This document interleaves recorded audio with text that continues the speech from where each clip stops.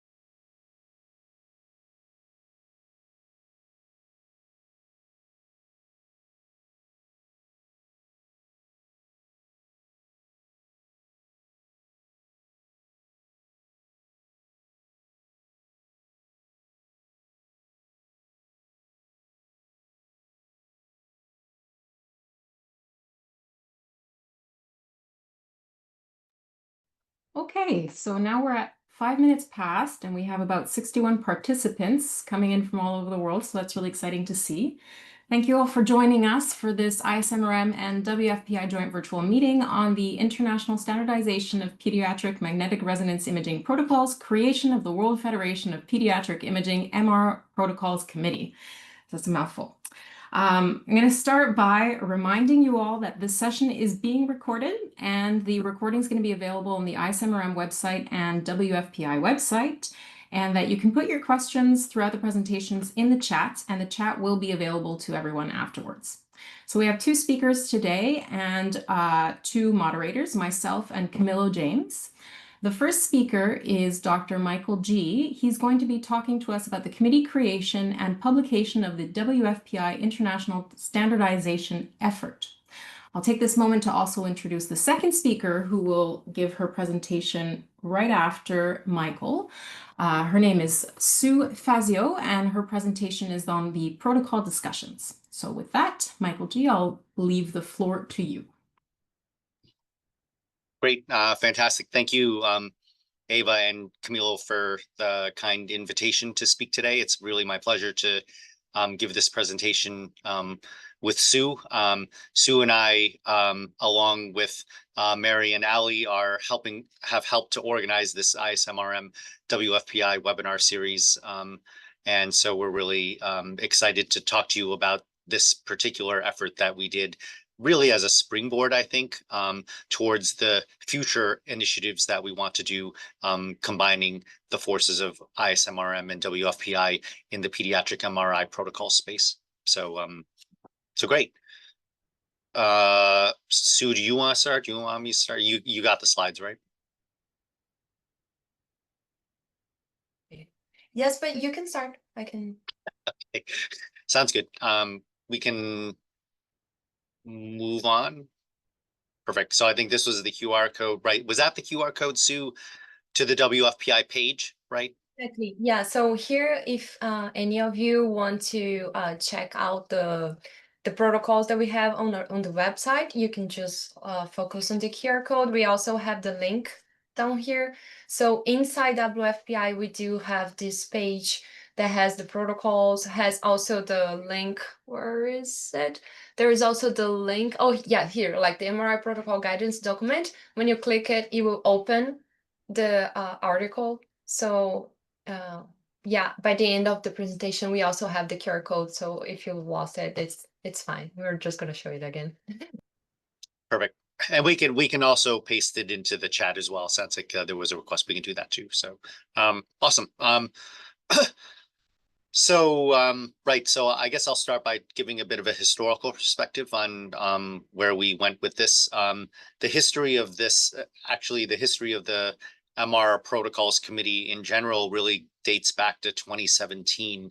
At that time, there were a set of conversations, really just chats between Wendy, Inez, and myself At the time, I was the chair of the SPR MRI committee, and Wendy and Inez were representing WFPI presidents and past presidents. And we were all kind of lamenting at the time that we didn't have good opportunities to standardize pediatric MRI protocols between countries.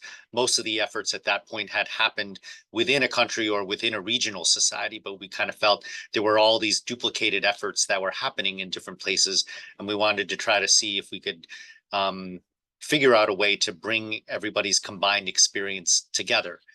So that we could all move forward at the same time, rather than having all of these conversations happening in a siloed way. And so as a result of that, the WFPI, which was really meant to be an umbrella organization for the 5 regional pediatric radiology societies across the world, they decided to create this MR Protocols Committee in July of 2017 at their executive committee meeting that was approved.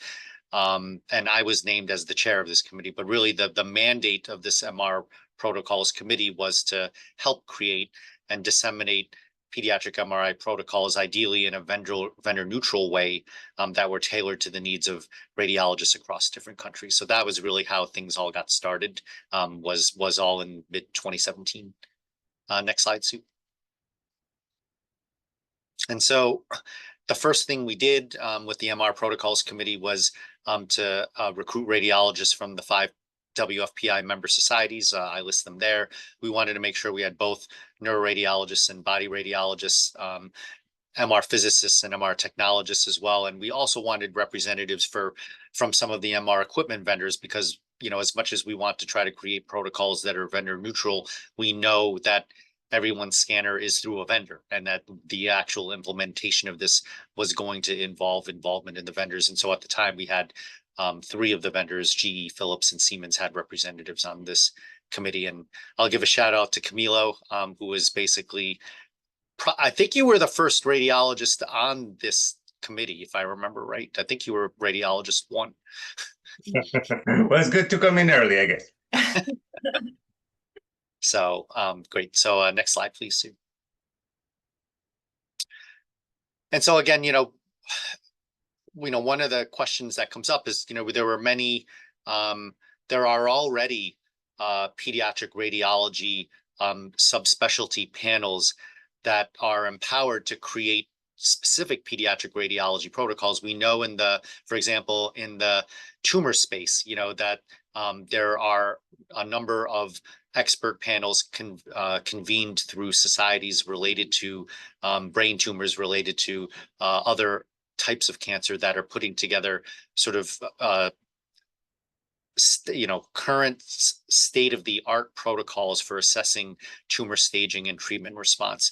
And in some ways, this is sort of the opposite of that. Like, this is basically saying, what is the minimum set of sequences you need to answer a clinical question? And so in some ways, this is the complement of what a lot of the white papers that have come from disease-specific societies have put out. And so our idea was, based on our early discussions, that we thought it was important to create a short and a long version of protocols for each body region, really depending on the patient cooperativity and the clinical question. The idea being that, again, if you don't have access to anesthesia, if you don't have access to the latest software and hardware innovations, what are still the basic sequences that we would expect would be in an MRI protocol to answer a particular clinical question? And so based on that, the group identified 11 total protocols. And again, the same concept was that we were having long and short versions of different body parts. So a rapid brain and a seizure brain and a hydrocephalus brain and a tumor infection brain. But again, the rapid brain and the hydrocephalus brain being 2 of the protocols on the short end, seizure brain and tumor infection brain being on the longer end, a short abdomen and a long abdomen protocol, a chest abdomen screening protocol, a whole body MRI screening protocol,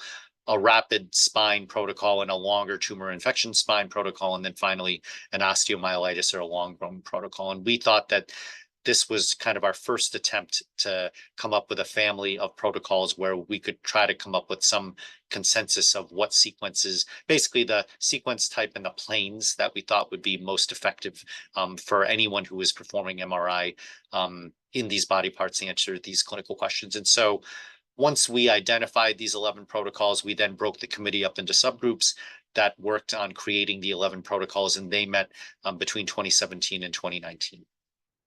Next slide, Sue. So again, some of the general principles of how we were creating these protocols, we wanted to make sure, again, the selection of the protocols were meant to be comprehensive, and this was meant to be a repository of multi-organ MRI protocols that would cover a pretty broad range of indications, understanding that there would be specialized indications that these would not cover. We wanted them to be accessible. We wanted to use the WFPI website to make these protocols available free of charge to members of the global pediatric radiology community, which I think we've done. As with everything else, as soon as you publish something, it becomes obsolete. And certainly that's the next phase of where we want to go. And Sue will talk a little bit more about that. But certainly I regard the ISMRM WFPI partnership as being a really key body in this area to help us stay current on these protocols and update them, just because technology and our knowledge of pediatric diseases continues to evolve. We wanted the protocols to be generalizable. Again, the concept being it didn't matter which vendor you had. We wanted these protocols to give you some information. But again, there's the breadth and depth question. So we selected breadth. We wanted protocols that could be vendor neutral, but sacrificing depth. So, we're not necessarily going to be able to tell you on your particular vendor scanner what is the right sequence to pick for this particular clinical question. That is meant to be a discussion between the radiology department, the individual radiology department, and its equipment vendors, basically, on which sequences that were there. So again, we intentionally sacrificed depth to make sure we had generalizability. And then finally, we wanted to have an adaptive design, basically to allow each site to take the basic minimum standards for what was in a protocol and add to it based on what particular features they had available on their site and what particular patients that they were seeing at that particular scanner. And so some of the assumptions we had, we assumed that a site did not have access to intravenous gadolinium or anesthesia. I think some of the longer protocols, we do include optional contrast enhanced sequences there, but it was not meant to be a requirement. And we assumed that sites did not have access to either of these. We assumed no advanced hardware or software capabilities to shorten acquisitions. Again, the idea being what is the minimum sequences to answer a clinical question, assuming you didn't have all of these features. And then we also tried to order the protocols so that you would acquire the most important pulse sequences first, just in case the patient becomes non-cooperative. And, understanding that some patients may only be available to sit for 5 minutes or 7 minutes, making sure that we put those most important sequences at the top of the protocol. Next slide, please. And again, as I mentioned, we're very proud of what we were able to accomplish. But again, as we know, once you publish something, it's obsolete. And so, we really hope that the work of the WFPI MR Protocols Committee is really the blueprint for future collaborations where we can continue to iterate and refine the work that we've done.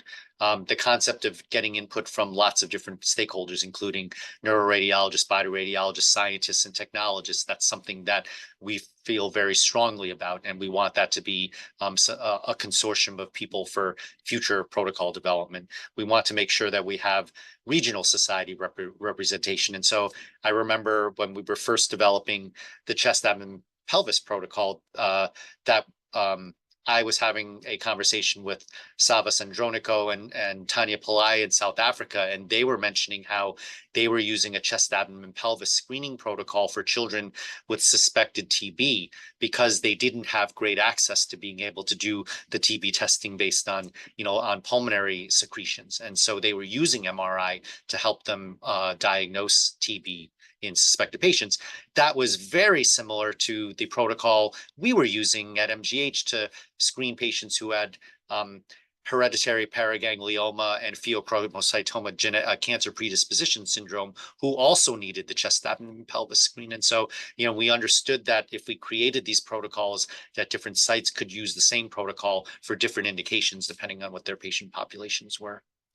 The concept of equipment vendor engagement, again, that's really key. We know we can come up with the idea of how we want to scan patients, but ultimately it's that relationship with the vendors that really helps us bring the technological innovations that each of the vendors is coming up with into clinical practice, understanding that our pediatric patients are our most vulnerable patient population. And we really want to make sure, I would say that during, from 2017 till now, that's really been the most positive change that I've seen, is that previously the equipment vendors didn't pay a lot of attention to pediatric applications because pediatric patients were a very small part of the total MRI kind of equipment sales market. Whereas now it's come completely 180. And I think all of the major MRI vendors are very engaged in pediatric MRI because they know that imaging pediatric patients requires the latest and greatest technologies we have for image reconstruction and image acceleration. And so it's been very gratifying to see that change in the mentality of the equipment vendors. And I think it's the perfect time to make sure that they're engaged as we continue to refine our protocols. And again, really excited about this WFPI ISMRM collaboration. I think at the end of this presentation, Mary can talk a little bit more about where we want to go for next steps. But I think refining protocols and really developing disease-specific care pathways for pediatric MRI is something that I would love to see the WFPI ISMRM collaboration move forward into. And hopefully, again, this work is a stepping stone in that direction. Next slide. And I'm done. And I'm turning it over to my esteemed colleague, Sue. Thank you, Mike. So now I'm going to talk a little bit about the protocols that we have decided to do. So as Mike said, we wanted to tailor for the most basic but complete protocol that we would have for these clinical indications. That will be broadly available for different vendors and different scanners. So you could set up a good imaging protocol for your patient independently on where you were. So starting with the rapid brain protocol, so we decided to do this DWI in the axial plane that we have image here. I'm going to show an example of each just so you can check how we would see the full exam by the end of it. So it would take 1 to 2 minutes. Then we have the EPI on the axial plane also would take half a minute. Then we have the T1. Usually we would do it in the sagittal view, which would take 2 to 3 minutes. The T2 in the axial plane, 2 to 3 minutes again. And then the flare in the coronal plane, that would take 2 to 3 minutes. So by the end of the total scan, it will be 10 to 11 minutes. And then we will have pretty much all the sequences that we would need for a headache, or even when we have a stroke patient, or pretty much ED clinical indications that we will need to do a rapid brain protocol. We could also tailor this for newborns if you do have the needs for a rapid brain protocol, because it will be very concise. And I don't know if you want to add anything. So yeah, it will be the shortest protocol with the most important sequences. And if you have more availability for other softwares or other sequences, you can just add up to this. So this was pretty much the base where we would be on. Okay, the next one will be the seizure brain protocol, which is a very common clinical situation that we have for pediatric patients. So for the seizure brain protocol, the difference would be that we will have usually a 3D isotropic view for the T1 in the sagittal with this multiplanar reformats, exactly so we could see the cortical malformations if there was any, and then also to have a better look of these possible focal cortical dysplasias or any other cortical malformation that we could make the diagnosis. We will also have the DWI in the axial plane that will take 1 for 2 minutes, the T2 in the axial and also in the coronal view, so we can have like this better view of the hippocampus, because usually we do have like, even if it's like periictal changes or if we do have some sclerosis, we will have this information with these sequences, and also the EPI in the axial view, so we can see if there's calcifications or blood. And by the end of it, you could also do this optional one, we will be a 3D FLAIR, exactly to take a look at the white matter. We as pediatric neuroradiologists, we do love T2, so usually we do well without the FLAIR sequences, especially if you're still like in the eliminations, like until like 2 years of age, there's no need of FLAIR. So if you can add the FLAIR, or if not, you can just do fine with this, and it will be like 20 minutes. So really like very basic where you could build on. The next one would be the hydrocephalus, especially for ventricle check for positioning of the ventricular shunt.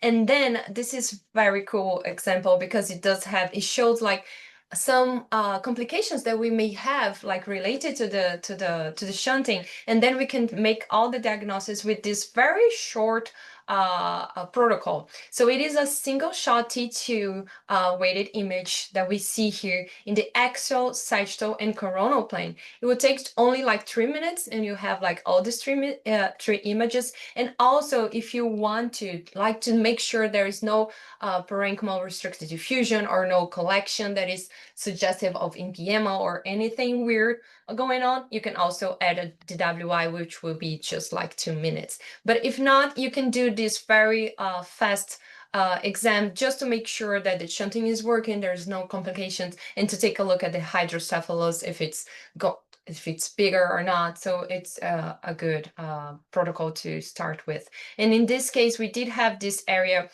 within the borehole. There was a little bit of the parenchyma here in the frontal region that was insinuating through the borehole, with a little bit of CSF going to the extraaxial extracranial spaces. So it was a good example to show to you. The next one, do you want to add anything? No. The next one is tumor and infection. We have the brain protocol and the spine protocol. So starting with the brain protocol, the difference between the other protocols is since it's a tumor, it's going to be a little bit more extensive. It goes from 20 to 30 minutes. And we do also have the optional, the option of doing a FLAIR post-contrast, which is amazing if you can do it, exactly because in the post-contrast FLAIR, we do see things better than we usually do in the T1 post-GAD, especially for the leptomeningeal spread of tumors. So it's really helpful. So you have that is optional, and it's just like 3 minutes. But then you have the post-contrast is exactly to check the enhancement of the lesions. You have the SWI for checking calcifications and hemorrhagic components. So they are longer acquisition time. They have longer acquisition time. So the SWI will be from 3 to 5 minutes. The post-contrast T1, well, with this multiplanar reformats exactly, so we can have like a better view of the tumor, will be 5 to 7 minutes. And then the like regular ones like DWI and the axial plane, the T1 in the sagittal plane, and the T2 in the axial plane. Yeah, do you want to add anything? I didn't Yeah. get them. Okay, perfect. And then we have the spine protocol. So for the spine protocol or infection, it's also a little bit more complete exactly. So we can have like this post-contrast sequences to check if there's enhancement, and also for the tumors to see if there's leptomeningeal spread. So we do have here the T1 and T2 that we usually do in the sagittal plane. It would take like pretty much 5 minutes. Then if needed, especially for tumor infection, DWI will be very interesting. So you can see if there is restricted diffusion. But as you know, DWI for the spine usually is really hard. So It takes 1 minute, but usually it takes more because you need to repeat it, and it's a nightmare. Anyways, and you also have the post-contrast T1 for bone evaluation, which is in the sagittal plane, it's 5 minutes, and then the axial views for the T2 and for the T1 to check the parenchyma of the spinal cord, and then to check if there is leptomeningeal enhancement, or also the tumor if there is intra-axial or extra-axial spread. And the total time would be 20 minutes for the spine. So then with this, we will end the neuroradiology part. And now I think that probably you have something. Oops, sorry. Well, it isn't as anything that hasn't been said. I would say it was a very interesting exercise in that the complexities that you get to experience when you're trying to set up a single meeting, even in a single institution, are really, really exponentially augmented when you're trying to do it across societies and across continents. The second part that I think is actually really important to sort of put out there is that all of this was made with the idea of being thoughtful and helpful, and the protocols are meant to be conceptual rather than restrictive. So, for example, we'll suggest a T2 or a flare in a specific plane, but we understand that there are local preferences, and generally these preferences are based on reasons. So people know their scanners, they know their hardware. So if you can do a better T2, there's no reason to not do that. If you can add something else that your site has available, you can certainly do that.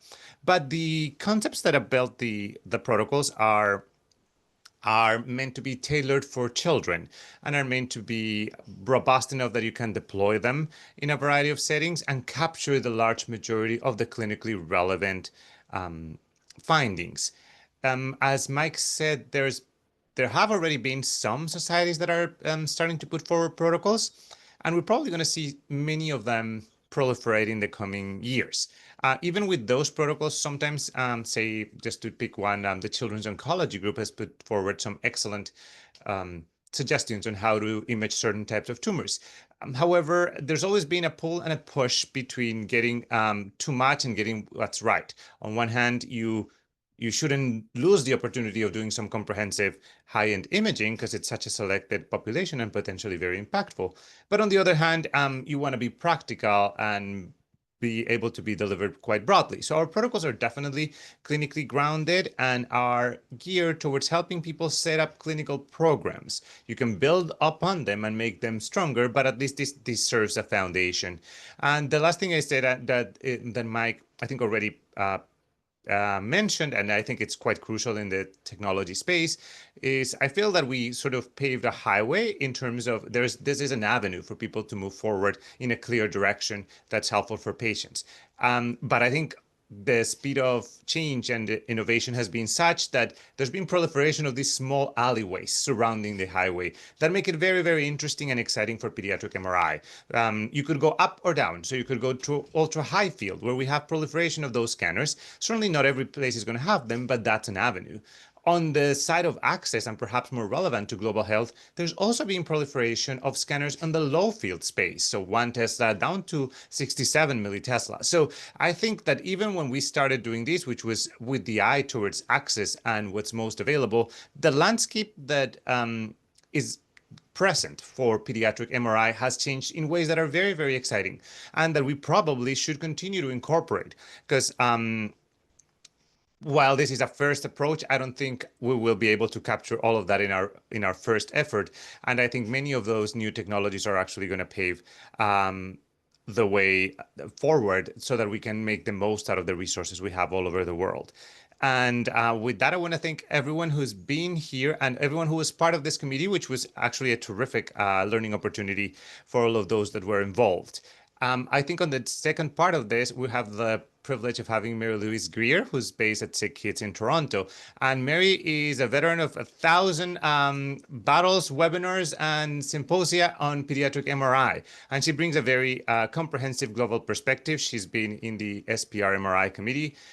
She's also been the study chair of the study group in pediatric MRI from the ISMRM, and most recently assumed a role in the board of trustees of the ISMRM. So quite at the center and the core of these activities. And Mary has taken on to putting together additional programs that will help us elevate this first step into hopefully a long and productive staircase that lets everybody to phase 2 of pediatric MRI protocols. So Mary, if you're there, we'd love to hear what you're up to and what's next. Thanks very much, Camillo.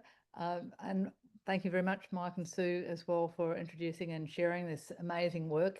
It really is my pleasure to be able to really let you know the next phase of this collaboration between ISMRM and the WFPI. So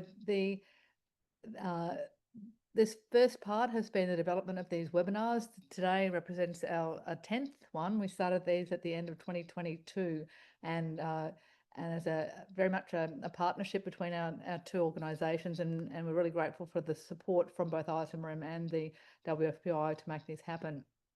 And it's great to have all of you here. I was going through the chat, and as best for everyone who identified where they were from, I think we've got at least people, 10 different countries represented, and over 80 attendees. And I think they said beforehand about 160 plus registered. So really, we're already a global network. So the next phase of this partnership is really leveraging this group of dynamic individuals and bringing forward into our partnership the varying needs and opportunities that we have to leverage our experiences collectively, and knowing, as Mike really nicely shared, the fact that you can have a similar protocol such as the chest abdo-pelvis protocol that has different utilities in different parts of the world, and really helping to share that knowledge and expertise to make that happen. So over the last 6 to 12 months, we've been reaching out to different membership organisations of the WFPI, and within the ISMRM, outside of the Pediatric MR Study Group, there is a network of communities called the chapters, and these are either country or regional based networks within the umbrella of the ISMRM. And for those of you who are less familiar with it, it's really represents physicians, scientists, and technologists, engineers, and PhDs in very many different fields, as well as our vendor partners. And it's a very broad multidisciplinary group. So the chapters represent those different members within those different regions or country networks. And we've been really fortunate that people have been great to respond to our call for pediatric representatives within that group.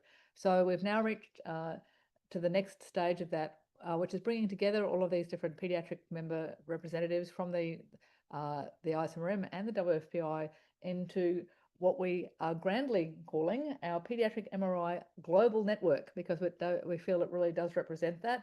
And we are having our first congresses, which is going to be done as paired meetings to accommodate the different time zones in July. So we're literally right at that moment where we are going to get the ball rolling. And the first few things we're going to do is just really to identify what is an appropriate structure to move forward to really leverage this network, provide some sort of centralized resources. We already have those with the housing the protocols on the WFPI website, and we have the archive of these webinars on the ISMRM website. So, in addition to those, we can also add, relevant papers and protocols and anything. We want to hear from people what's going to be useful for people. So we've already started to share some of these things, also some work in the non-sedation sphere that Camillo and Mike and I have worked in. And so provide structure, provide resources to leverage it. And then to really, from the meetings that I've had with many of you, and it's been wonderful in this last 6 months, is really to identify key priorities and how to take those forward. And we envisage that that's going to be having small working groups looking at things as Mike's alluded to make sure that these sort of protocols are kept current and updated and expanded. But there are many other opportunities that all of you shared with us as part of these smaller chats. And so we're going to use these the initial inaugural Congress to to flag what are the top priorities and move them forward. And then the initial step, and in terms of it's always good to have concrete steps to move forward on, is what we think is really low-hanging fruit for our pediatric population, which has impact both in clinical and research environments. And that's being able to do MRI reliably on our youngest patients without the need for anesthesia. And that's using the feed and sleep or feed and swaddle technique, depending upon where you're from and how you phrase it. And we really want to have a challenge of those places that are doing it, being able to share what they're doing that's appropriate to their patient population, language-wise, cultural-wise, and develop a small educational tool, written, video, whatever we like, and then house those for multiple languages, multiple centres, and disseminate those to those sites that are not doing that routinely. And we hear from many of you that while at your centre, that's perhaps a more dedicated paediatric centre, you're performing feed and sleep or feed and swaddle routinely, that same patient, if they're imaged up the road at a site that might be doing a combined adult and paediatric practice, is anaesthetising those patients. We know in the research environment, the ability to do studies on our younger patients is sometimes hampered by that reliance on anaesthesia and then make them ineligible. So the more that we can educate our partners in the research environment that this is a really very robust approach, then that will help as well. And so watch this space. We will be, once we've locked in the dates, we've just this week been sending out a doodle to the core membership of the group where we'll let people know, but we're going to have our core representatives as our champions to disseminate and contribute, but we really do welcome everyone to be involved. So there are a lot of you on this call who are part of this process, and thank you very much for that. But there are others who might be hearing about it for the first time. So for sure, feel free to reach out to myself and Mike as the touch points for really sharing involvement with this and bringing you into the umbrella of this organisation. So it's a very exciting time, and we're really delighted to have the support and enthusiasm of everyone who's on this call and further afield. So I think at that point, I think that sort of takes us over to the Q&A part. So happy to answer any questions on that as well. But I see there's already lots of questions in the chat for our speakers, Mike and Sue. Yeah, if we do have more time, I do have the examples for the body part, like abdominal and MSK. I don't know, but we can do the Q&A and then go back to that, whatever you guys prefer. I was really looking forward to Camilo talking about abdominal protocol. So if you want to go back and have Camilo walk us through that, that'd be fantastic. Neuro, that was it. That was one for the ages. It was recorded.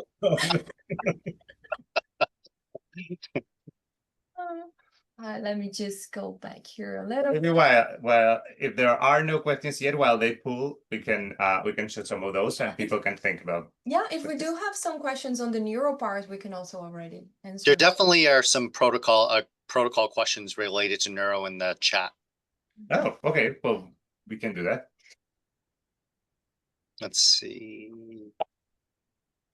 There was one related to epilepsy in children under the age of 2. Do we feel that the epilepsy protocol that we have is sufficient for a very young child? I would say yes, but if anything, I would say having it be heavily based on 2 planes of T2 and a 3D T1 is very, very appropriate for a young child. Flare imaging, by the way, is great, but it really buys you something after myelination is there. So in the matter of speaking, I generally get a little bit of hesitance in people dropping the flare because we're so used to having it everywhere. But I would say below 2 years of age, I actually think it works really well. And after 2 years of age, I do think the flare is useful and is a useful add-on. But I think based on general epilepsy screening, a 3D T1 and 2D of high resolution T2 is quite robust. There's one of those eternal debates about contrast routinely in epilepsy. I would say most people nowadays land on this side of not using it routinely. And it is sort of understood that most kids do not have pathology that requires contrast. A small minority of them may. And a small minority of them may have a tumor or something like that. And in that case, well, the child may need to come in, but there's sort of bigger fish to fry if the child has a tumor. I'll also sort of separate the fact that in general, there's a clinical difference on whether you're dealing with an epileptic patient, which has a chronic seizure disorder that's being diagnosed, versus a first-time seizure, someone who comes into the ED and is altered and has fever and something like that, because that really, even if the presentation is a seizure, it puts you in a very different category. But in general, I think that is actually, it's pretty much what we do here. So I think it's very good for epilepsy. Fantastic. Actually, I'll put a question back to the audience that if you people want to respond in the chat, because I see Aurelian and Ando are on. We have vendors on the call in addition to pediatric radiologists. One reason why we did this was because from the major MR vendors, there was a real push from the vendor side to emphasize the latest technologies that they had to shorten protocol times and do all these things. But there was becoming an increasing divide between the sites that had the newest scanners, coil configurations and software, and the rest of the world that didn't. And that if you didn't have the latest software version, you were getting left behind. And so I guess to me, when we talk about, even some of the things coming through the chat about the vendors that have their versions of the pediatric protocols that are available, that's great. But I would say, generally speaking, the protocols that are available on the vendor's website assume you have deep learning. They assume you have 64 channel coils and all that kind of stuff. So I guess the question is, how do we get the same version of the protocol for people who don't have those? And I think that's, to me, where I think this initiative is trying to get at that piece, because I feel if somebody's got the latest scanner, no problems getting pediatric protocols. That's easy. It's really about if you don't have the latest scanner, either you don't have a 3T, you're on a 1.5, or you have an older software version, or your coil configuration is not up to speed. That's where I think people tend to fall behind, because as the technological innovations continue to advance, the gap between having DL and not having DL is huge, or the gap being between having small flexible coils and larger receiver coils is huge. And I think it becomes really hard to retrofit a current 2025 pediatric protocol to a 2020 scanner. I guess I posit that, which is where I think our challenge is, where we need to go as a group of all of us together. But I'm curious to think, Mary, Ava, Camilo, Sue, what do you think about that statement? Do you agree with it?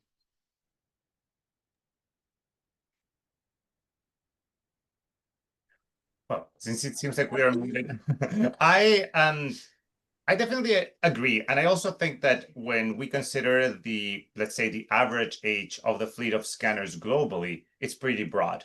So, at a single institution, you may be able to harmonize all scanners to a single vendor and keep it relatively tidy. But in the global scale, which is the purpose of this, the heterogeneity is enormous. And I think the contribution is larger the more it can be adapted to a very heterogeneous space. I think there's no doubt that bringing in the latest technology is going to let you position yourself better. But I think you can do these protocols with all the bells and whistles that you have available, and they're going to come out that much better or that much faster. But I think these protocols exclude either no one or a very small minority in terms of what they ask of performance. And I think that was one of the goals, and I think it's a goal that is definitely accomplished. And hopefully, with time, the developments, both hardware and software, will be maybe things that are available to people with upgrades, as opposed to a whole new scanner purchase. Because I think that incremental gains are generally more accessible than a full new scanner. And perhaps that is a place where we can solicit vendor collaboration, so that there are pathways for incremental upgrades for scanners, with the idea and with the deliberate intent of making these amazing developments that you have all pushed forward reach the highest number of people. And yes, it's great to get a new scanner, but I would say it is not possible for every single hospital in the world that has one MRI or that have put together tremendous collaboration between stakeholders to purchase their first or second MRI scanner to turn over those scanners really quickly. But the incremental gains in terms of software upgrades or package upgrades or sort of like a subscription license type, I think could go a long way for global access to these developments. Yeah, I can say like my personal experience that I had in São Paulo. Like we had like some upgrades that we couldn't do because we don't have the money, especially when you translate like from your currency to dollars, it get like so expensive that you can just not upgrade. So we stayed with a very bad EPI for several years because we couldn't upgrade the software, and we suffer with that. But then you kind of work with what you had, and then you tailor your sequence the best you can, and that's what we're trying to do here, like to give you like the basis so you can build on if you can, but sometimes you can't, and then you have like something to be to be based on. Yeah, I think that's it. The thing I'd add to the previous comments, which I agree with wholeheartedly, is that this is about baseline imaging and universal access, because we know that there are many children who get done outside of dedicated pediatric centres, and so we want to be able to ensure that those children, young and older, have access to imaging appropriate to them. So this is also part of that, so that's not even within institutions, not all scanners can get upgraded at the same time. There's often a spectrum of ages of scanners, but I think it's really trying to provide some sort of framework to provide access to dedicated pediatric protocols, whether you do them as an infrequent study at your site or whether you're only doing children. I think that's a key thing in terms of that universal approach. So it's so thanks for raising that point. Yeah, I appreciate the stuff coming through the chat as well. Siemens and GE again talking about their non-latest and greatest protocols as well. I think that's helpful. Ali also raising the point about low field as well. Yeah, I mean, that's another area that we need to really make a push on. But I do wonder, I think Ando made the point in the text that we've probably elevated the floor in 2025 now compared to where we were in 2019. If the concept of this was that if you didn't have anything, how can you get a brain and an abdomen in 20 minutes, right? That's kind of where we started with.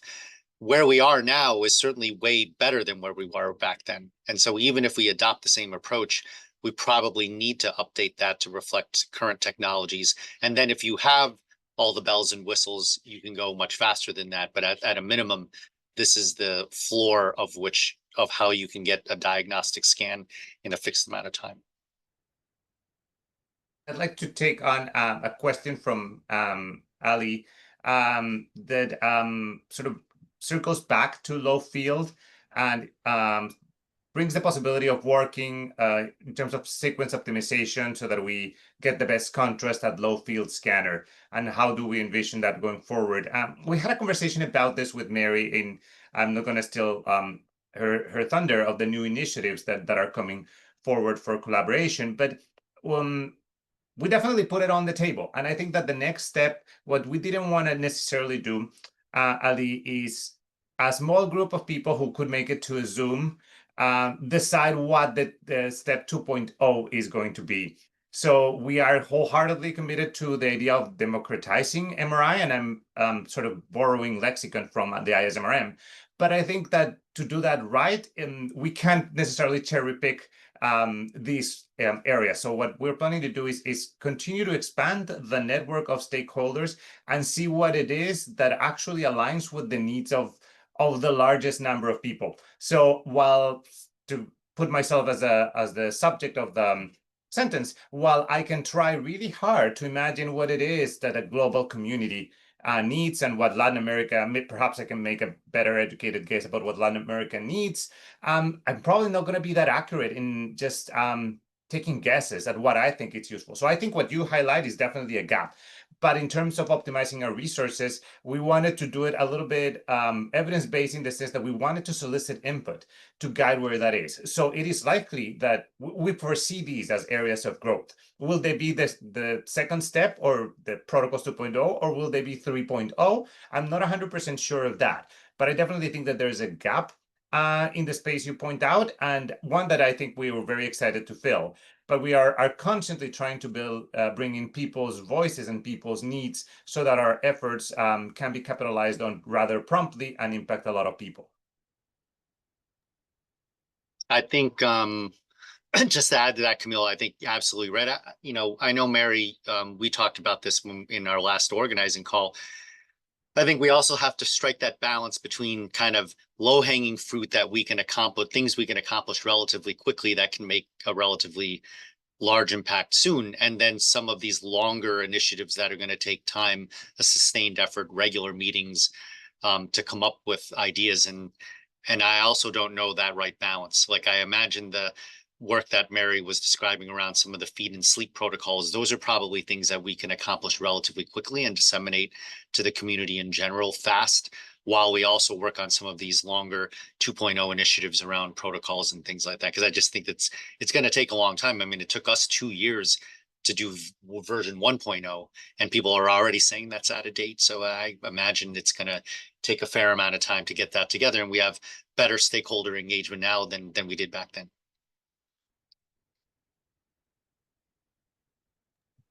We only have I 5 can jump minutes. in with a couple of questions myself. So you've already mentioned version 2.0 and 3.0. What would you say is the priority for version 2.0? We've heard about ultra low field. We've heard about different body parts. What would the priority be going forward? Adapting it to a wide range of software versions and hardware.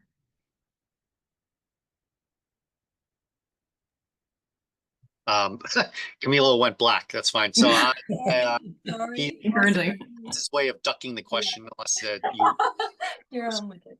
Yeah, but I see, but you took the bait. You unmuted yourself. All right. So without this being a final, because I know that this is still in the data gathering phases, we had honed down based on the feedback that we got. At least one of the things that I believe is coming up and emerging as an area of high impact and quick delivery is practices around non-sedated exams for subjects that have high pretest probability of doing so without anesthesia. So I think on one hand, I think the community has a ton of experience in doing this in some of the academic centers that have been working around this. And yet, I feel that when we solicited input, this kept coming as a recurrent theme where most people see heterogeneity within their practice. So folks that practice in more than one setting, they see that in one of the hospitals, they do something, and in the other one, they don't. So nominally, in one of them, they do young kids between 0 and 6 months without sedation. In the other one, they routinely sedate them.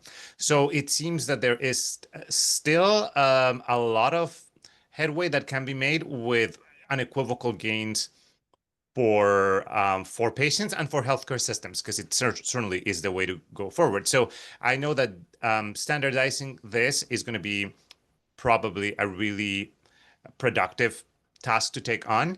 I also want to say, because I think this is really important, and is that it goes beyond the MRI scan acquisition. And the idea of these protocols and practices that we are going to try to put forward, for them to be successful, they will go beyond just pulse sequences.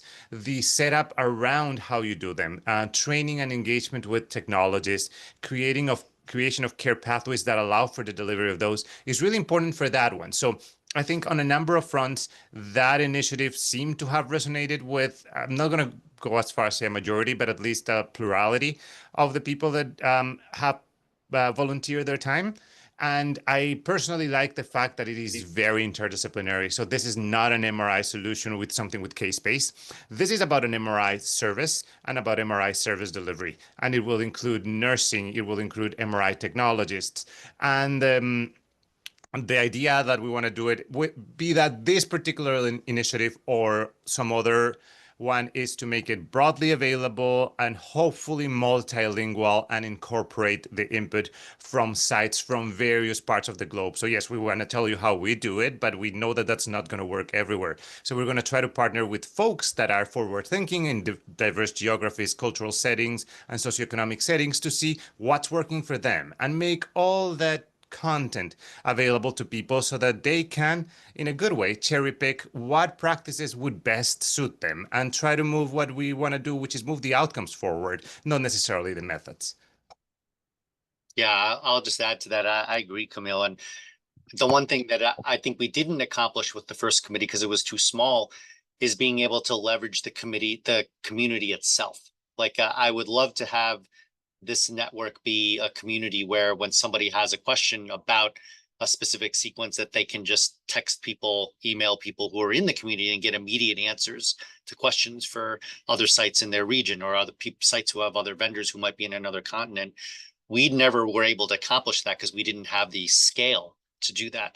But even as we put together the formal initiatives, I hope that this network will be a resource for each other so that we can help each other along the way, kind of in the day-to-day type questions that come up in addition to some of these larger things.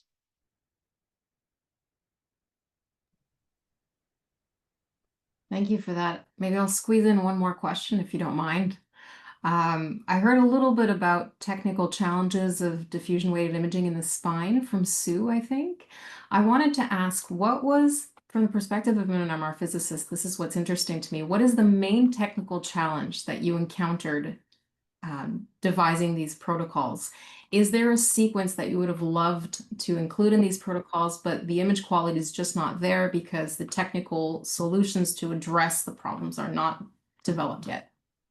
No, I think for kids, for the diffusion, even for adults, the spine is really hard because of the bone.